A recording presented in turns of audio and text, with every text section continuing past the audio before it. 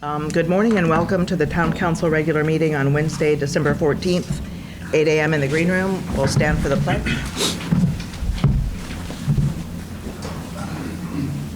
I pledge allegiance to the flag of the United States of America and to the republic for which it stands, one nation, under God, indivisible, with liberty and justice for all.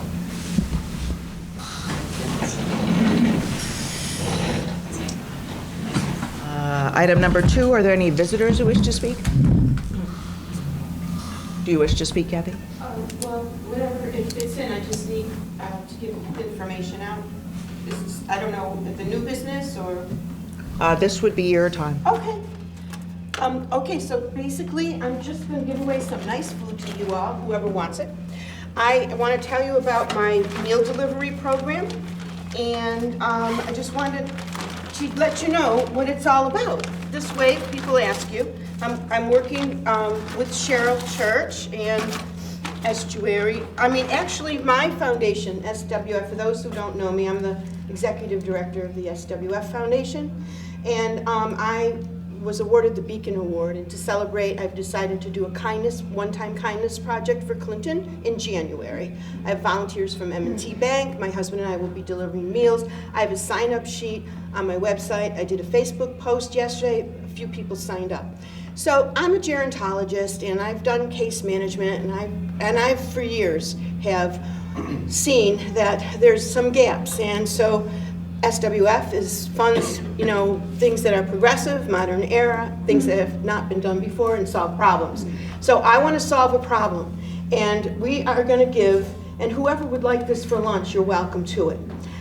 These meals are prepared with my philanthropic partner, the Towers Foundation, award-winning chefs down there. They're sealed, they're ready to eat, they can be frozen, they're ready to be frozen. And so these will be delivered. Now, this chicken, nothing has salt in it, extra salt. I'm telling you, I tested. I'm going to give Cheryl the gluten-free pasta. Actually, and then because gluten-free, vegetarian, salt-free, diabetic. A lot of people signed up because they're diabetic. I'm not the government, so I don't have age and income guidelines. So I don't have any income or age testing. So like, for example, there's some people in our town who maybe are diabetic or have heart problems. They're maybe 59, 60, or maybe they had stroke. And they're caregiving. I run a caregiver support in town, free. And what happens is they can't qualify for anything. Meals on Wheels is wonderful. But you know what? They can't do this. This is high quality, wonderful food. This is typical of the 400 meals I'm helping to provide to seniors in New Haven through my Cogen project with the Towers. So this is diabetic portion, but it's hearty. It's diabetic. I've got a wonderful gluten-free pasta, which I tested on my husband last night. He didn't even know it was gluten-free. It was delicious. This soup, I'm Italian, and I'm telling you, who would like this for lunch? No salt. Anybody want a meal? No one wants to test, give feedback? I'm test marketing today. I want to make sure if my name is on it, the food is good. And I'm telling you, the food is great. And so that's it in a nutshell. Now, I bought a freezer for the Estuary during COVID, so their volunteers would have an easier time with the meal delivery. So they've allowed me 20 meals. Now, Cheryl Church and I have been talking, and this is wonderful, because a lot of times she'll get people who are unhoused or become unhoused, and they get set up in a motel. So we have a wonderful food pantry in town, Families Help, all of that. But guess what? There's no cooking in a motel. She'll be able to pull these meals out of the freezer. Now, here's the good news. I was going to do this as a one-time kindness project. However, I've received a lot of support from New York to Rhode Island. I had a fundraiser, and I tripled my goal for the meals. So I have a lot of extra funds, so I'm going to try to supply these 20 meals. That's the second part of the program.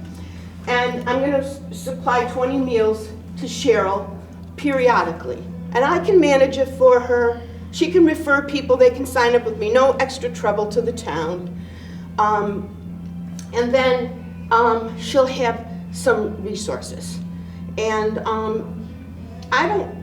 if the program is successful, I'll do the delivery, I'll see what the quirks are, I'll work it all out.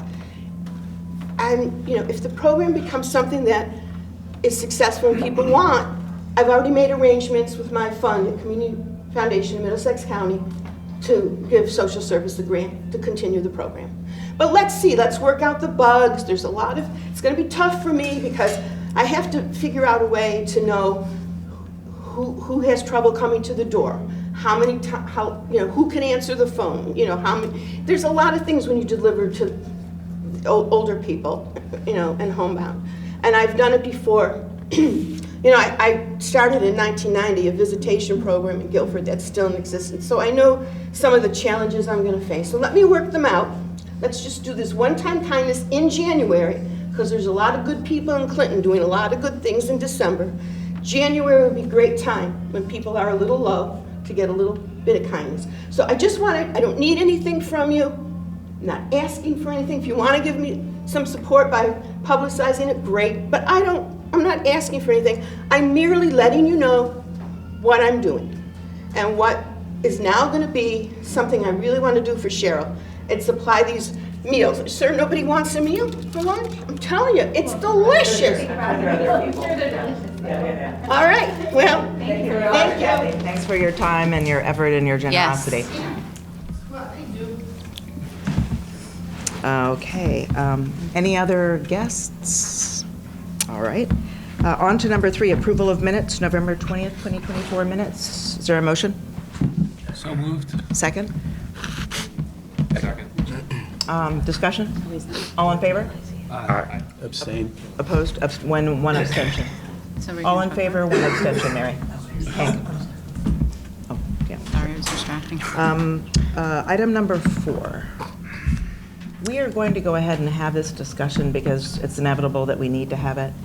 Our town historian, the position is coming up January 22nd, 2025.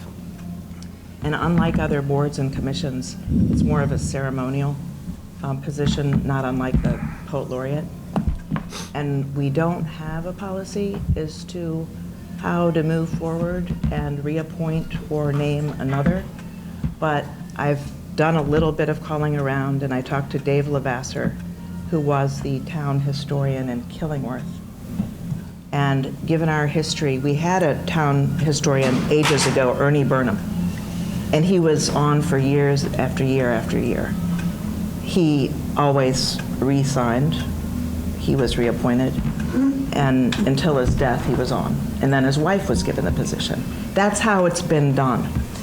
We're going to have a conversation because, as you know, someone else has applied for the position, and yet Bob wants to move forward. What's the issue? Well, because we have someone else asking. but- No, but what is your opinion? I mean, do you? Well, he still is the Yes. town historian. So it Yeah, expires exactly. at the end of Position January. is still valid. Right. This isn't a board or commission in town. No, right. So there's no policy, this is basically by ordinance that you appoint these Right. individuals. So if he wants to be reappointed, he should be reappointed. Okay. It's not a vacated seat. Seat's still Right. there until January, so That's a I don't see an discussion. issue at all. Okay, everyone else? Anyone? How do you? The written correspondence, he's supported by the Historical Yes. Society. They're supporting him as well. They've worked with him for the last 5 years, and he's done a good job. I mean, if he vacated the seat and said, I don't want it, Right, but we know he They does. can put their name forward, and we would have to decide what individual we would want. But I mean, he's not vacating the seat. Right, I mean, and he's technically still is our town historian until January or whatever. okay. And beyond, if he wants to I mean, continue, that's your If somebody opinion. comes forward Okay, and says they want to be reappointed, yes. then normally we go. Yep, forward that's with right. appointments. Even boards and commissions, yep. Right, that's why we're having the conversation, because somebody else, and we don't really have this in writing, but we're deciding now. And does everybody agree? Does anyone? Yeah, I think I agree with Mike. I mean, the committee itself supports Bob, and they said they have ongoing projects that they're working on with him. So I think we defer to what they recommend. If they recommend that he stays on, I think he stays on. Okay. Shall we make a motion this morning? It's, the position isn't up until January the 22nd of next year. What do you think? No, let's not, because he's not here. I think that's the best way to do it, right? Have Other Bob. than a reappointment, we've never had to have them here. Oh, that's true, as far as reappointments. So what do you think? Is there a motion? Is there a motion? I'll make a motion to All right. reappoint Bob Brunch at the end of the term in January for the next term that we appointed him for. All right, second? Second. Any more discussion? All in favor? Aye. Opposed? Abstaining? Motion carries. All right, excellent. Item number 5, Information Technology Department update, and Ivan is here to speak with us. Hey, how are you doing? I've never met many of you in person, but some of you I know very well. I'd shake your hand, but I've had a bad cold, so, Well, the IT department, we have a lot of moving parts. We take care of the fire department, public works, town hall, police department. For those of you who know, needs a lot of hand holding. They have a lot of tech. I mean, there's 3 GPSs in each vehicle, if you didn't know that. The DVR, the modem, and the MDT. All they have to dance together. Some of the significant projects that we've done, for those of you who've been here for a long time, we consolidated all the copy machines. Before, all the departments had their own little contracts. I consolidated them all. Early on, Michael Nadel, who used to work with me, we met with Valley Shore, and we brought that in here. And then Mary and the previous administration, they were able to put it all together, but we made the initial inroads, so this is why we have them. Hopefully it's working out for you. The major projects this year, apart from the budget, will be completing Office 365. We have 2 individuals that we have to finish up. They're on vacation, so they don't want to do it until they come back. But Office 365 gives us the latest Microsoft Office for the users. A real challenge for, I know you guys and gals, are the 2-factor, which is put in place for security for a network, where you have to get the token and log in, get your email, and that's what it is. Something I'm proud of is cybersecurity. I did put in to get our cybersecurity monthly training, but we just stay busy. So are there any specific questions or projects that you'd like to know about? So you were talking about Microsoft Office as your tool in the office. How your overall IT infrastructure? As far as remediation, we went from having separate servers for different applications to we got into a contract. It's coming up due in the next 2 years with a company, Omnidata, which is our major integrator, and we consolidated all of our servers into a virtualization, essentially. So instead of having separate physical servers, which has, each one needed hands-on, where you had to do the updates, and if they ran out of space, or if they became, they needed heating, they needed cooling, they needed, for each one. Now we just have stacks of clusters, 3 different locations. I won't talk about the Board of Ed, but they have their own. Ours is at the police station here, and a small one over at DPW. So by doing that, we now have the latest operating systems for all the infrastructure, the network infrastructure. I sat down with Mike Neff, who is is the town network engineer, and we went through and looked at all the different firewalls, routings, and switches which connect all the different locations to see what we need to budget for next year. So I'll have that for the town manager when we sit down on Friday. She's asked for that. And as far as the user machines, when I got here, we remediated everything from a Windows 8 to Windows 10. Now this year, coming up, for those of you who don't know, Windows 10 is being no longer supported. So we'll be looking at remediating all the workstations to Windows 11. So some of those, when I purchased them, I did purchase them the last year or two, that are able to be upgraded. So that's a great savings for the town. But there are some machines that we're just going to have to replace outright because the hardware doesn't support the latest operating system, which is going to be Windows 11. As far as the office goes, with Michelle's help, we were able to get Office 365 deployed to the town, and it allows us to get the latest operating system updates totally invisibly.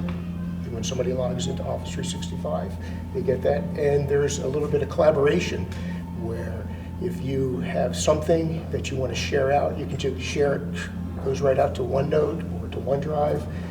I don't want to talk too technical, but essentially the operating, that particular application has some great uses. But the ribbons, the tabs, the groups, the menu, used to be menu bar, title bar, toolbar, now it's ribbons, tabs, and groups. It's all essentially the same, but the collaboration piece is there, and everything is now stored out in the cloud. It took a little bit of time to get it kicked off because we are in what's called a hybrid situation. Some of us still have Microsoft Outlook, our email, stored in town, and some are out in the cloud. So that synchronization took some time to occur. I hope I answered your question. Yeah, so you have physical servers that are on-prem here, and then you also use the cloud. Is there a redundancy? Correct. There are, as I could move applications to the cloud, I did, because it gave us the opportunity not to have to worry about doing the updates that's taken care of by the vendor. How about the physical security to protect the server itself from flood or fire? You need the fob in, specifically. In order, so that's from a bad actor, how from like a fire, or is it in a safe location? Correct. The physical security is important. As far as security to log into the machines, only administrators have privileges, and there's only 3 of us. I think Hank's asking if they're in the locations they are located, the physical servers, are they physically secure from fire and things like that? Are they protected if there is a situation? Yes, they are. They're in the buildings. We had electrical academy in a building across the way from me, and there was a basement and flooded. And so, it's something to think of that. Yeah, well, that's absolutely true. A lot of times you go to a location and you see a server in a closet full of dust and the brooms next to it. We don't have that here. The major one is at the police station on the 2nd floor, and it's totally secured. Everything has battery backup. All our data's backed up, and there's redundancy between the 3 locations. So if one site goes down, you can still log in because the domain controller, which controls your authentication and what you're allowed to see, is replicated in 2 other locations. So if, for instance, the town hall server went down and you tried to log in, another location server, which is synchronized, would say, okay, I know who you are, and you can log in. So that's 3. And just one last question. Have you thought about going to the cloud 100%? With like Microsoft Azure, no. Yeah. No, not really. It's something we could talk about, but no, have not looked at moving everything off-site into the cloud. It's a much more of a significant project. Do you have any policies around the use of artificial intelligence? The last opportunity we had to talk about it was at a meeting with department heads, and I mentioned that we need to create some kind of guardrails where, for instance, an example that I gave was there was a user, it was a major manufacturing company, one of the note takers took their notes, wrote them into the AI to help them consolidate the notes and prepare them. not realizing that when you go into an AI and you type something in, it's public knowledge. So they're the important, critical, maybe private information that was in that meeting is now public domain. So there are some policies that need to be made. I don't see specifically where we are using any artificial intelligence in the town, except that someone wants to go in and they have an account and they want to consolidate their notes and they type something in. But we are all freedom of information, so it's hard to say with the AI may or may not, but it's an excellent point. We could probably talk about it further. You mentioned cybersecurity and just, I work in the financial services industry and it's like a multi-billion-dollar industry now and we get attacked every day, every second. Does that happen in like municipal, like the town? Do we get attacked? I've seen the emails. I've seen, Absolutely. We get a lot of spam email, and we do respond to it. I believe that most of the men and women who work here are familiar with what it looks like, what they're trying to do for phishing or some kind of malicious attack. We've had just a few individuals in the last many years that actually responded to some of that. And then after one or two conversations, like, geez, I really knew I shouldn't have done it. Because people are inquisitive and they want to look. But hopefully with the cybersecurity monthly training that I push out to everyone, and when I become notified that there's been some incident, we take corrective measures immediately. We'll run a network scan, I'll talk to Mike, we'll look at the firewall, and we put out a blurb to everyone that, hey, this is happening, be aware, be alert, you know what to do. So I always get updates from all my credit cards to different people that there's been a data breach and some of my personal information's been. Has that happened here? Has there ever been a data breach in town? No, not to the best of my knowledge, and I've been here for going on 6-7 years. Now, I do know that municipalities are attacked every day. The actual, we have contracted with our backup data to be restored within 1 day. So if we got attacked today and took the town down, we'd be restored as of yesterday, the next day.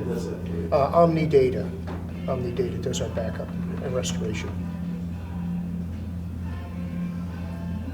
Thank you Ivan, very much. Thank you. Thank you. Real pleasure. I'll see you. All right, item number 6, the update fund balance policy. We all have it here, and all of us but Hank were at the meeting. So I wanted to... Yeah.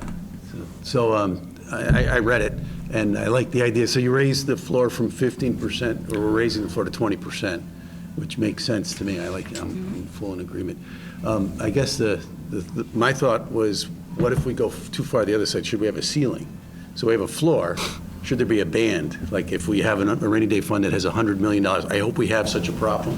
But if we were, what would we, or maybe we should have a trigger that would cause us to have a meeting to discuss what to do with the money when it gets to a certain point. Well, I think what came out of it was that we were going to revisit this policy annually prior to budget season, because the current policy was at 15%. Based on every year your budget increasing, it's recommended 2 months, which would have put us at 16.67%. So our current policy actually wasn't accurate. So it is important every year to revisit this and make sure that the percent we have in our policy properly is in proportion with our operation budget. So I think having that conversation each year on how much is in the excess fund balance and if this policy should be either increased or if we can revisit it next year and see if we need to have a range. But I think it's the consensus from the group last time was that they were comfortable with the 20%, like a flat number. And then I like the bullet point. So if we do miss the 20%, if somehow we fall below it, how do you replenish it? And we have a plan, right? If unassigned fund balance falls below the targeted minimum level, it should be replenished by the way of a plan developed through the budget process. Correct, and just so you know, too, this policy, the only thing that changed on this policy was the number, the percent. So the language, all of the content of this remained the same. So this was the policy that you all created.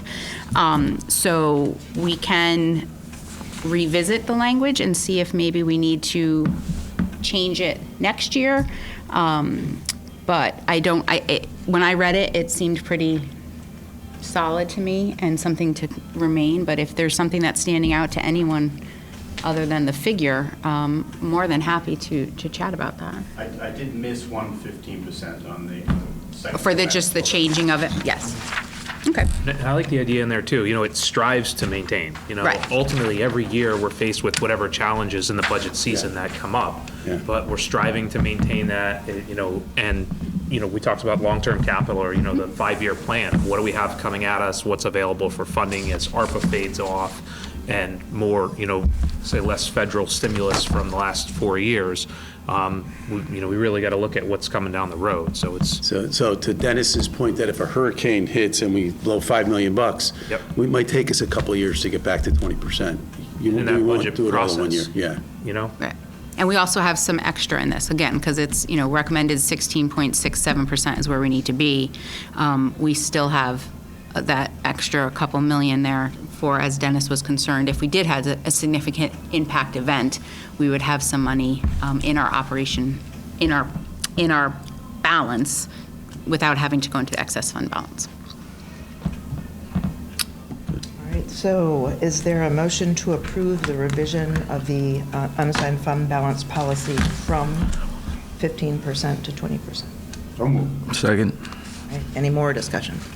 With the amendment that Bob just made, changing that other number. Yes, it was a typographical error, yes. Okay. Or skip miss.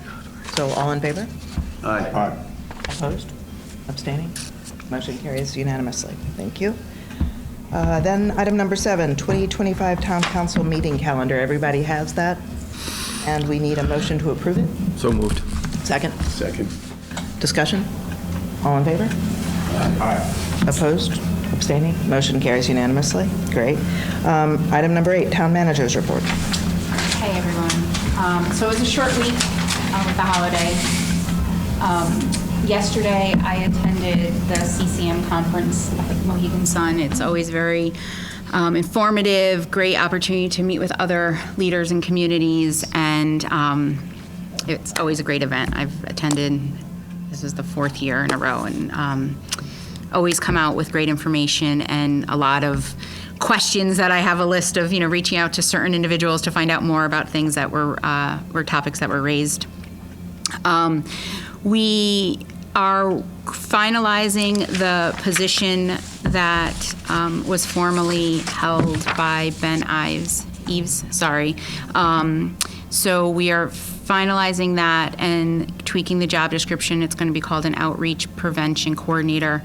I'm still working with Kathy to get a solid understanding about the SAMHSA grant, whether or not it's only open every 5 years or if we can apply annually for it. And based on that, we'll determine the budgetary needs for this position. So I will have more information on that at our next town council meeting. I'm starting union negotiations with the clerical union on December 9th.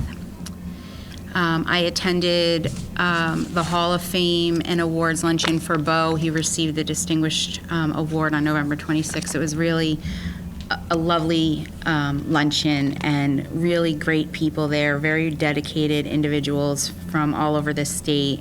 So it was very, very nice, and Bo was very appreciative. It was a nice recognition for him. I do have a couple of, another piece of information. 14 West Main Street has been sold. So that is with new owners. So Round of applause for that.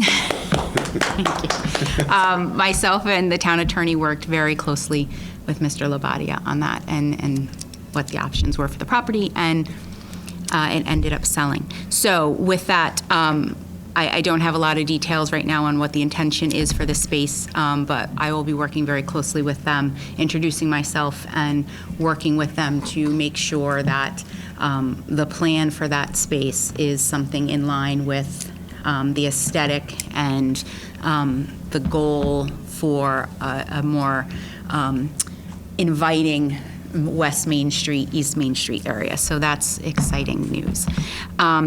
I have two topics that I wanted to bring up and get some feedback from the council about. I mentioned it early on, but we're getting to the time of year where it's filling up with budget season workshops. I had brought up the idea of having our town attorney come in and do a workshop for the council on the role of the council, Robert's rules, meeting process, FOIA, just to like a refresher on the importance of the seats you all hold and the importance of following the rule of order.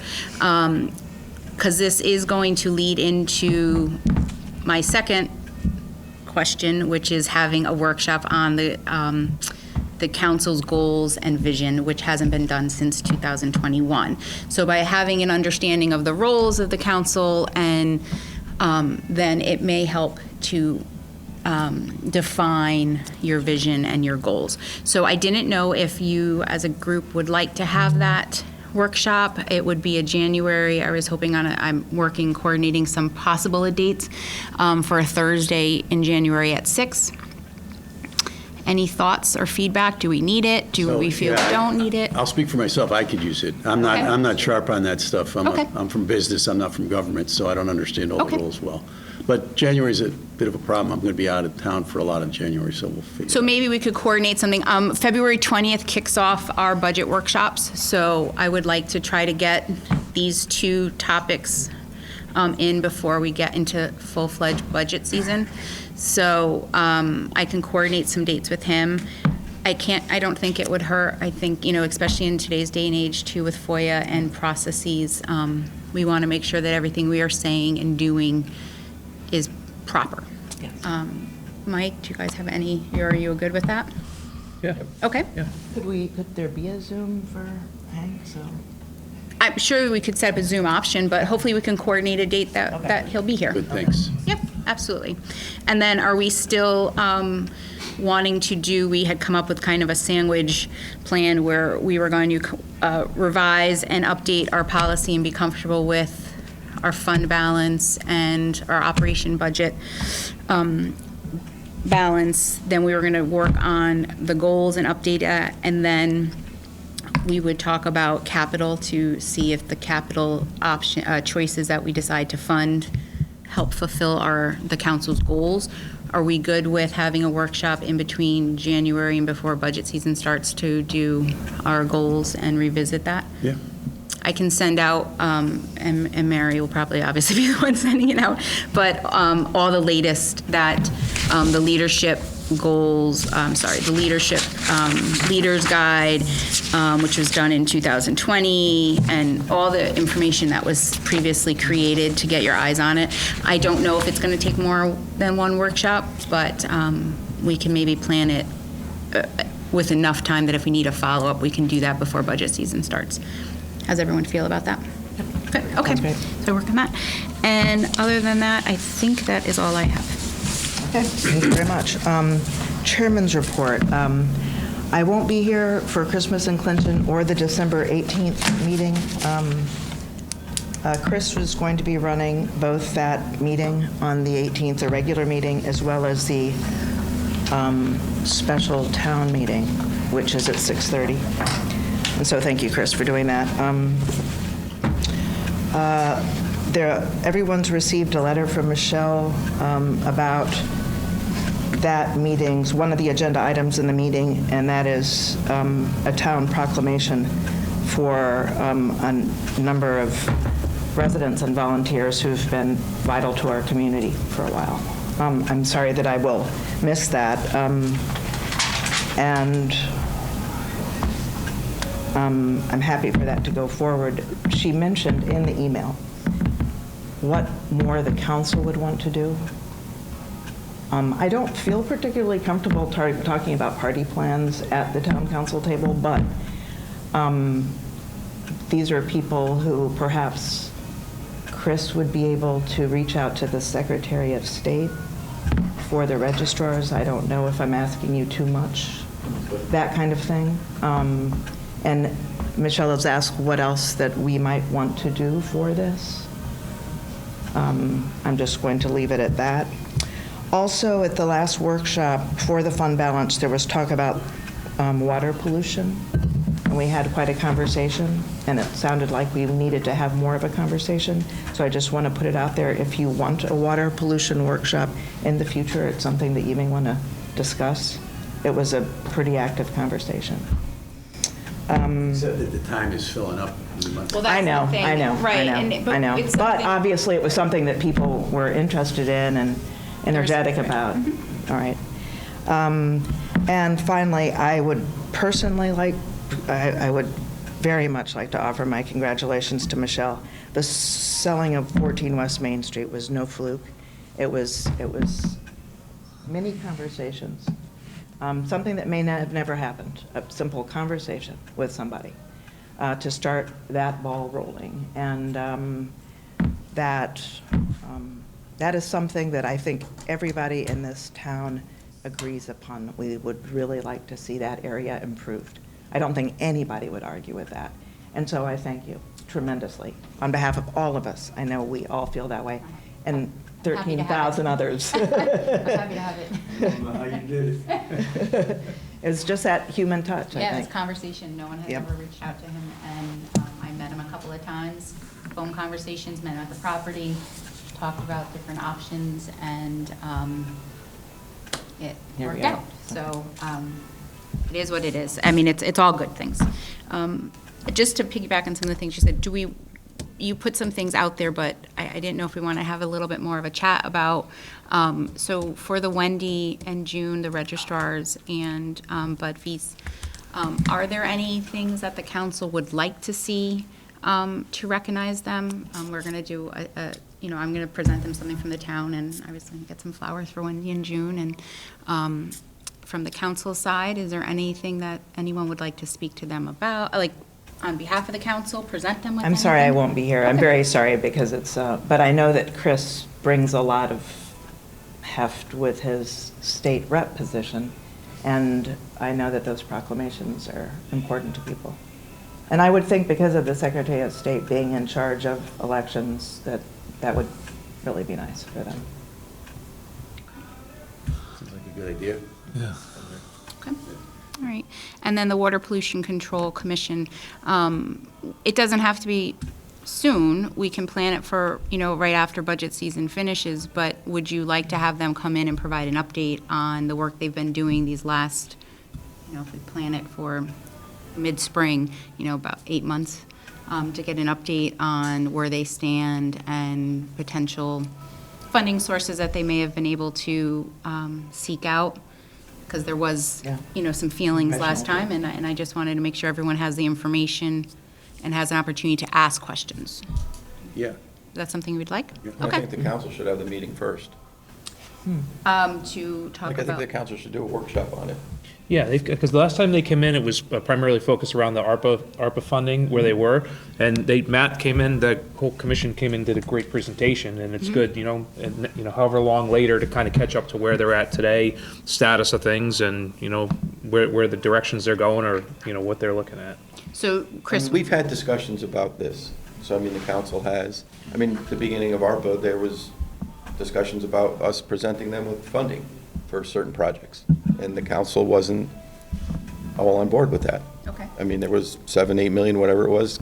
Carla presented us these options of doing that, and I think the council needs to be kind of on board, and we should have a discussion first about what we think. No, I understand that. So for that discussion, to have a informative discussion, do you feel that you need to have them come and present where they stand now? Or do you think you don't need that information, that you can just have it based on what you? Me personally, I think it's a council discussion first about where we are, and have a discussion, an open discussion. Ultimately, it's the decision of the council on how we're going to move forward with whatever options they may have. So their options are great. I mean, but it's a matter of, I think, council discussion about what the project is, past history, where we've been, where we want to go, I mean, that's us, I think, first, before we go to them and have them come back in again and say, this is where we are. Okay. I mean, we know what they've done. They've gotten the money to do some of the preliminary work. I think based upon the conversation that we had the last time, it's important for the council to have some sort of discussion about it prior to us talking to them, so that they know when they come in again what we've talked about. Okay. These are what our issues may be, and then we can present that to them. Them presenting us with what they want to do are great, but we can give them our perspective on what we feel as a council. I mean, we're here to represent everybody in town. So, I mean, our position's different than their position. Their position is they've worked on it for 12 years, they want to get something done. The position of the council is to represent everybody that lives in this town, to know that if this project, how we proceed with the project has a very huge impact on this town. And I think we lose sight of that a lot. We lose sight of the fact that we're not going to get this paid for in full. There's going to be some sort of heavy lift from the town for any of the spots. And this has gone on for 20-plus years. And I think we need to present that we need to have that conversation so that we know that, there may be a tax consequence to the people in our town. And again, the issue's always been, it's an area in town, it's not everybody in town. And that's always been the problem that we have here, is you have to get everybody in the town on board for a project that is going to affect very few people. And then have everybody in town be part of the financing of this. So, I mean, I think a council discussion, workshop, whatever we do, so that we're all on the table, we all have the discussion, and then bring them in and, then we can have an honest discussion. This is what we see as maybe, hurdles that we have to get over, that we need to get to. I mean, the public has to be involved in this. Understood. We lose complete control of that, I think, because what happens is WPCC works, we've never had the interaction with the council prior, and I think the town also plays a huge part in that, because they need to know what the impact will be to them. Okay. Yeah, I would like to meet first as a council, just as Chris said, to find out, are we prepared to make the decision that could impact the people's pocketbook? Because it's going to. Let's not fool around. This is not going to be no more $19 million, $17 million. This thing is up there. 64 million, 120-something million, I don't know. So this is going to be a bonding big deal. Are we prepared for that? Are we prepared to tell the people that this is what they're headed for? I think Chris is right. We should have, there's been so much talk for 25 years. Blah, blah, blah, blah, up and down, but we really should, as a council, say, this is where we want to go. This is what we're prepared to give to the people. And are the people ready for, like Jack Nicholson said, the truth, There's no more fooling around. I mean, it's time to get some definite parameters. Where are we going with this thing? Because it's been all over the scoreboard. Yeah, and I agree with both of them, and the only thing I would add, we don't need a whole presentation from WPCC, but like Dennis said, it's getting up there. We know that they've got some grants and they've got some money, they use some ARPA money. What's the bottom line number, like on a piece of paper, not a presentation that we can have when we go on the council of what's this thing gonna cost? How much money they've gotten, and what would be the outlay from the town. And then See, that can right. help us make the decision. The challenge with that, though, is with any grant seeking or trying to get funding is you need a shovel-ready project and you need the town's support. So they can't truly get a firm number from their list of agencies that they want to attempt to get funding from until they can say the town will support it. If they can't get the town support, then they can't get a number from them.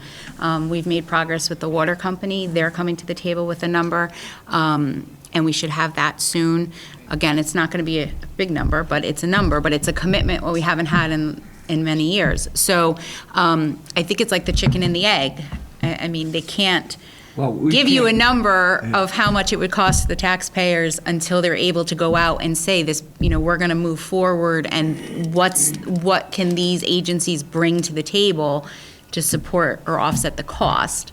I don't think, So- we're never gonna support it unless we know what that number is. Like, generally, how much money is it gonna cost the town? Because that, like Chris said, that's the big thing that always stops it, is if it was cheap, we would do it. Right. It's a big number, and it only is benefiting a small group.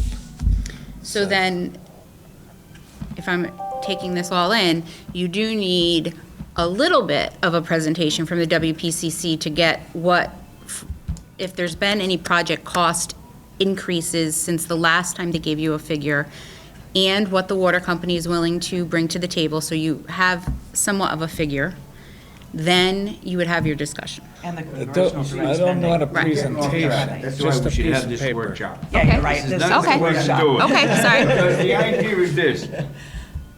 I don't know if the water company has anything to do with if we put things behind Chips Market and things. That has nothing to do with the water pollution. No, we have with three the water sessions. company. No, they're talking about water. You're Rocky assuming Ledge. immediately that water company, we're talking right about Rocky Ledge. Mm-hmm. That's what we want to find out. Where is their point of importance right now? Right. Mm-hmm. Because before, and I didn't want to go into this now, but I just tell you, it started up on Long Hill Road. 25 years ago, it started at Long Hill Road had the problem. Then it went to the shore. And we had, I told you, I would like to sit down with you because I have it Absolutely. chronologically Yes. right here before I forget it all. Okay. But it's, we've done things like eminent domain of people's property that failed. For no reason at all, we took a piece of property and never did anything with it. Okay. I didn't know that. And we've been all over the scoreboard, all over this town. Shongay's property, way up over there off of Chapman's Pond. We've been all over this place because we haven't identified where are we going first to correct the problem. It's like oh, this is what we'll do this year. Oh, this is what we'll do this year. No. What is the plan? So that's why I'm trying to say we should sit down ourselves, have this discussion, and maybe old timer like myself can tell you just how all these things have been bounced around the table, boom, boom, boom, boom. Where do we, as a council, think the important, like Chris said, position that we should take that benefits this town? And I think we have that duty. So do you feel, though, that you have enough information to hold that discussion We have with? so much information. Okay, well, I'm just saying, you don't need anything updated from them. I don't think- would, okay. Or Not you at could this bring an time. update. Not You that could we bring can't Okay. just talk, the seven of us here, and come to some kind of reasonable decision about, where we want to go now. Like Chris says, sometimes they have an idea of going this way, that way, this way. Now, maybe we should tell them, no, this is the way you're going to go. This is what our concentration wants to be because this benefits the town the most. Now, what's the figure that we do this? And, we'll go out and try to do all the funding we can. Where do we go? Give us a target. We don't have a target right now, quite frankly. I mean, at one point, it was like 160 something, $130 million. Yeah. That's, so this whole. Yeah, I've never we heard always that talk figure, about so the, that's news to me. the consent order from the state. Right. I mean, that's been all over the place. Yeah. Because originally, they wanted us to do all 4 locations in town, $30 million. And that's no way that was happening. So I think, those conversations have gone over the years, have gone differently because we got to a point where that was going to be the number, and town can't afford that. There was no way for us as a town to afford that because the taxes would be crazy. So then it became individual. Now we have 4 different locations. Well, which one is most important? I mean, the ARPA thing, we talked about it at ARPA. Carl presented us with options of spending, I think, $7 to $9 million for Rocky Ledge. It wasn't a consensus of the council to spend the ARPA funding on that. So that's sort of, that's been out there too. And again, like everybody says, the bottom line is the number. I mean, what is it going to cost? I mean, the funding that they may be able to get through whatever options is whatever, that'll be there regardless. The issue is always, what is the total project going to cost? And the thing that concerned me the most is when they talked about the parking lot over at Chips and doing whatever they did. Oh, it's going to be 12 million. Well, where did you get that number? Well, it was 7 million 4 years ago or 5 years ago. So we assumed about 12 million. That's not what I'm looking for personally. What I'm looking for is concrete numbers that somebody can put on a piece of paper and say, this is what it's going to cost in order to do this project. This is what it's going to cost. You know, as far as projects and how much funding you can get, we can have that number of saying, this is what it's going to cost. And then at that point, move forward and say, listen, do we have the consensus of the town? You know what I mean? It's more than just WPCC and the council. It's got to be, you know, the big picture, like Chris says. I mean, the towns, this is what's been the problem with the town. I mean, Rocky Ledge, the issue has been the hookups. Does the town want to spend whatever dollar amount that may cost the town, because we're bonding it, X amount of dollars increase in my taxes for every citizen in the town, for people over there to say, well, I don't want to pay to hook up. I want the town to pay to hook me up. And then, quite honestly, probably 3 years later, they'll be like, why is my water bill so high? Well, you want the sewers, this is what you got to pay. So I mean, you know, there was a big push at Rocky Ledge. There was stuff that went out to the people that lived on Rocky Ledge. They received mailers, they received, you know, stuff in the mail. Right. And it wasn't there. I think Rocky Ledge is, when you're saying hookup, they've changed to fresh water now, not sewers, but in that area. But I mean, that so was like, you know, there just wasn't, I guess, the push to get it done. And I think that's why things changed over there. And so, I mean, whatever happens, happens. Like, listen, to me, if it's the best interest of whatever, great. Okay. The thing for me is, what is it going to cost, and how much of it is the town going to have to bond? Understood. Because at the end of the day, that's, when somebody comes to me, why'd you do it? Well, you got to give them, you know, what sort of explanation? So, I guess we don't need the special meeting now. Sounds like we need a budget workshop. right, so We we really do need need a that workshop. workshop. So the question then is, two questions, is when do you feel is this an issue that we should try to get in prior to budget season, or is this we could do after? Okay, that's great. We can do it after. And then It's only maybe 25 years. What the heck? maybe on your own, you can send me direct, not all of you together, individually, what are some of the things that you'd like me to have at the table for you information-wise? You could just send me an email, current project cost, just something so that I can make sure that we all have information, so we can have a constructive meeting with their latest information, because I don't want them to also then say, you had a workshop and you don't have the most relative information, because then you were wasting all of our time. Does that sound like a good plan? Yes. Okay, okay. Okay, So that'll be in the spring. okay. So item number 10, council discussion. Had it. Motion to move to 11. Item number 11, town council committee liaison reports, anyone? Hank, I know you have something going on. Yeah, Economic Development Commission, as you know, I don't know if everybody knows, John Allen is stepping down as the chair. We don't have a chair. I talked with Michelle, and we talked amongst the people within the EDC, and we thought maybe somebody from the EDC may step up. We asked Rob Akampor. Nobody in the EDC wants to be chair, so if you know anybody that wants to join the EDC or be chair, I guess in the interim, I'll act like that, and we'll keep it rolling, but we'll find one. And so we've also, there's a requirement of attendance that you got to come to like 35% of the meetings in the year, and there's people who haven't met that requirement, so they got letters that they're no longer on the EDC. So Phil Williams is off. I don't remember, well, John Allen got off. I think John Hussani is going to have to get off, and maybe there's one more. So there's some open spots. And I've been reaching out to people that I know that are business people in town that I think would be good on the EDC. I ask anybody knows anybody, please send them this way. I talked to Mark Richards, and he's going to attend. He didn't say that he'd be a member yet, but he's going to attend the EDC meetings. And we're reaching out to the Shapiros, either Chris or Jeff, because those are an important business to this town. Makes sense, right? I don't really know those guys, but Cedar Island Marina seems like an important business. I'd like to get Phil Williams back. Kenyon's a good business, and he's a good guy. He's been here a long time. So we're trying to reconstitute the EDC commission to be a little more business-oriented, big businesses in town, and people that have been here a long time and have a real interest in Clinton. So I think come January, we'll be there. Now, we've been working with Dale Krupp, and he's met with some people, by the way, on the downtown outreach program. We've reached about 40 of the, or close to 40 businesses in town, and asked them what they need to, or what they what their perception of their challenges with their businesses are, and what their opportunities are, and what their threats are, and where they think that the town could help. We intended the EDC to have that presentation available by this meeting, December 4th. Didn't happen. But it's close. We've gathered the data. We've had a couple meetings, good work by a couple people in the EDC, Dylan Walter and Bob Murdoch, John May, and others that went out to the businesses. And so probably in January, or maybe it's getting so busy, January, maybe in February, or sometime soon, you'll hear from the EDC about the results of that outreach program.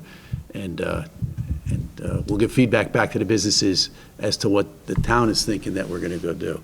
But it's all very positive. I didn't mean to, what I just said didn't sound positive, it does feel that way. It feels like things are moving and people are engaged, and there's people outside of the EDC that are interested in being on it, and that's good. And the businesses were like dying to be heard from. They're like, it's great to hear from you, where you been, So they're anxious to give us feedback and participate and form business groups, and the chamber. Paul's been attending too, by the way. We've been keeping a good relationship with Paul Orsini. And so all good. And we'll see what 2025 brings. But Good update. Excellent. Chris, Bob, and I went to the police pension meeting. I meant to bring the brochure, the booklets, but I forgot. Right next to my dry cleaning, which I also forgot. But I'll go from memory, which will probably, the numbers will be a little fuzzy, but maybe Bob, just high level. The Fiducian is the investment advisors. So they're really there just to talk about the performance of the investments, which are doing great. The market's been doing well. They're well above their stated assumption of return. I going from memory, I think they're getting like 15% return. So really great returns on those, which helps the funding status. The funding status is 58-60%, which sounds low, but that they showed a graph that showed that that's where the municipalities are. And there's a lot that goes into that, and they're not the actuaries, so Bob's going to meet with the actuaries before February to help, with the budget with Michelle, or whatever you guys do with that. But that's a whole separate discussion. So I think that's about it. Yeah. Anyone else? No? Okay. Adjourn. Is there a motion? Motion? Second? Discussion? All in favor? Aye. Opposed? Abstaining? All right, motion, or meeting adjourned. Thank you very much.